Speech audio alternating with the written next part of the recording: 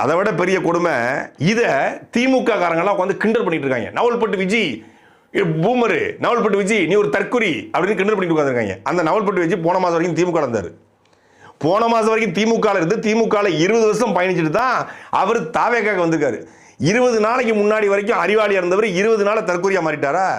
அவர் திமுக தான் தாவேக்காவே தாவிருக்காரு. அது வேற விஷயம். இன்னொன்னு, குப்பை கிடங்கு கொண்டு போய் கல்குவாரில் போடுறோமா, இது யாராவது சொல்லுவாங்களோ அப்படின்னு பேசிட்டு இருக்காங்க.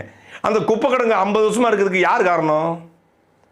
இன்னைக்கு தாவேக்காவோட சட்டமன்ற உறுப்பினர் குப்பை கிடங்கு கொண்டு போய் கல்குவாரில் போட சொன்னது கண்டிக்கத்தக்கது. அவர் அறிவுகட்டத்தனமா பேசாருன்னு வச்சுக்கோங்க. ஆனா இந்த 50 ஆண்டுகளாக இந்த குப்பை கிடங்கு இருப்பதற்கு நீங்க தானே காரணம்.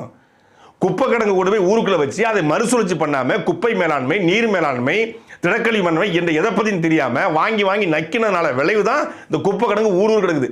இங்க சென்னையில, திருப்பூர்ல, அருப்புக்கோட்டையில எங்க போனாலும் குப்பை பிரச்சனை. ஒரு குப்பையை கூட அகற்றாத அரசு தான் இந்த திமுக அரசு.